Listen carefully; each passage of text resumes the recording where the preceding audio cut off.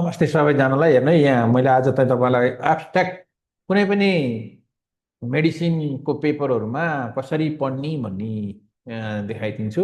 एकदमै सजिलो तरिका छ। तपाईँले चाहिएको पेपर अब डाउनलोड गर्नुहोस्। त्यहाँबाट अब गुगल स्कलरमा जानुहुन्छ कि पबमेडमा जानुहुन्छ, त्यहाँबाट डाउनलोड गर्नुहोस्। अनि त्यो पेपरको एब्स्ट्र्याक्ट पढ भन्यो भने, किन भन्दा this are the evidence of medicine, होइन?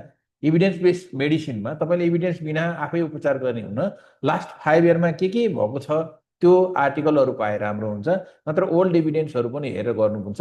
अब त्यसको पनि इभिडेन्स कुन लेभलको लिने भन्ने पनि छ। त्यसमा चाहिँ हजुरहरूले सकेसम्म मेटा एनालाइसिस, सिस्टमिक रिभ्यू पेपर लिएको राम्रो हुन्छ। त्यसपछि ओरिजिनल आर्टिकलहरू हुन्छ, त्यसपछि रिभ्यूको अनुसार पनि हेर्दा हुन्छ। अनि सबभन्दा तल चाहिँ केस रिपोर्टहरू पर्छ है। अब कुरा बुझौँ कसरी एब्स्ट्र्याक्ट पढ्ने। अब म यो पेपरमा लगाएँ तपाईँहरूलाई। यो पेपर हेर्नुहोस् त यहाँ है, यहाँ के कुरा जान्न पर्ने रहेछ है त। हेर्नु है त। अब हेर्दै जाँदाखेरिमा यो एउटा एब्स्ट्र्याक्ट हो। यसको सबभन्दा पहिला के छ यहाँ हेर्नु त भनेपछि टपिक्स छ।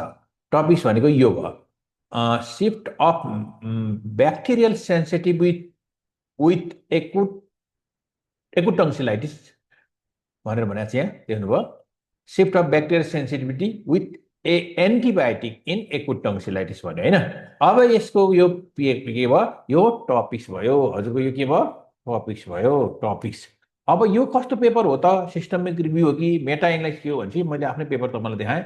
यो हो ओरिजिनल आर्टिकल। यहाँ लेखेको छ ओरिजिनल आर्टिकल, हेर्नु पर्यो। यो ओरिजिनल आर्टिकल भयो। अब नेक्स्ट हामीलाई चाहिने कुरा कहाँ पब्लिस भएको यो आर्टिकल भनेपछि यहाँ माथि लेखेको छ। यसमा हेर्नु यहाँ यो छ journal of Nobel medical college. Nobel medical कलेजको जर्नलमा आएको रहेछ यो पेपर। अब कहिले आएको छ भने यहाँ सबै डाटा दिएको हुन्छ। त्यो हो हेर्नु त, भोल्युम 10 नम्बर 1 इस्यु 18 जनवरी जुन 2021 पेज 3 to 6। सबै धेरै इन्फर्मेसन हुन्छ। यो प्रत्येक कुरा छ, भोल्युममा कुन हो, नम्बर कुन हो, इस्यु कुन हो, कुन महिना हो, कुन साल हो। हामीलाई हेर्नुपर्ने के छ भने 2021 भने 2021 भनियो, हेर्नु पर्यो। अब यसमा कथर को छ भनेर हेर्ने, यहाँ पनि लेखा छ नि। यहाँ कथर बृहस्पति सिग्देल सञ्जीव मणि रेग्मी भनेको छ नि, दिज आर द अथर। अब कहाँ रहेछ त यो अथरको करेस्पोन्डिङ अथर हुन्छ department of otolaryngology head and neck surgery लेखेको छ। अर्को 2 नम्बर लेखेको छ, सानो अक्षरमा हेर्नु 2 नम्बर, करेस्पोन्ड 2 नम्बर छ यहाँ।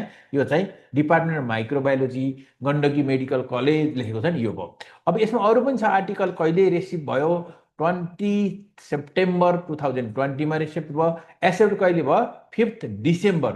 सेप्टेम्बरमा भएको, डिसेम्बरमा यो एक्सेप्ट भयो। त्यसको बिचमा हजुरको यसको पठाउने रिभ्यू गर्ने काम हुन्छ यसरी। अनि पब्लिस कहिले भयो त भन्दा हेर्नु त, 20मा भएको 21 जुनमा, बल्ल 30 जुनमा यो पब्लिस भयो। सबभन्दा इम्पोर्टेन्ट अहिले जान्नुपर्ने डिओआई छ, सबै जान्नु होला। डिओआई भनेको हो डिजिटल अब्जेक्टिभ आइडेन्टिफायर हो। यो पनि यहाँ हुन्छ। अब एब्स्ट्र्याक्टमा गइसकेपछि एब्स्ट्र्याक्ट लेखेको छ, हेर्नुभयो होइन? एब्स्ट्र्याक्टमा 4वटा टपिक हुन्छ, ब्याकग्राउन्ड अर इन्ट्रोडक्सन, मटेरियल अनि मेथड, रिजल्ट एन्ड कन्क्लुजन। 4वटा टपिक्समा यो डिभाइड गरे हुन्छ। त्यसपछि एउटा कीवर्ड भन्ने हुन्छ, सुइटेबल कीवर्डहरू राख्नुपर्छ, सर्चेबल। यहाँ जस्तो ब्याक्टेरियोलोजी, स्टेप्टोकोकस पायोजेन, टन्सिलाइटिस, प्रत्येक कीवर्डको पहिलो लेटर के हुन्छ, यो के भयो, क्यापिटलाइज भयो, हो कि होइन? यो देखियो नि, यहाँ छ नि त, हो यसरी हुन्छ। अब मेनमा जाउँ, background, material, method, result and conclusion. कम्तीमा हामीले रिजल्ट, कन्क्लुजन, ब्याकग्राउन्ड यो हेरेर हामीले यो पेपरमा के दिएको छ, यो के को बारेमा गरेको हो र यसलेको रिजल्ट कस्तो छ भनेर हेरेर हामीले त्यही अनुसार उपचारहरूको गाइडलाइन गराउन सकिन्छ, हस्पिटल प्रोटोकल बनाउन सकिन्छ, अनि आफूले पनि व्यवहारमा उतार्छ। हेर्नु साथीहरू, सबैजनाले के सिक्नु भन्दा एमबिबिएस पढिरहेको मान्छेहरूले यसरी पेपर, रिसर्च पेपरहरू हेर्न सिक्नु पर्यो के। यो सिक्नु हो भने तपाईँलाई पनि फाइदा हुन्छ। ल, यो कुरा आज बुझिहाल्नु भयो। मेन कुरा मैले देखाइदिएँ। ल, यो भिडियो कस्तो लाग्यो मलाई कमेन्टमा लेख्नु होला। धन्यवाद।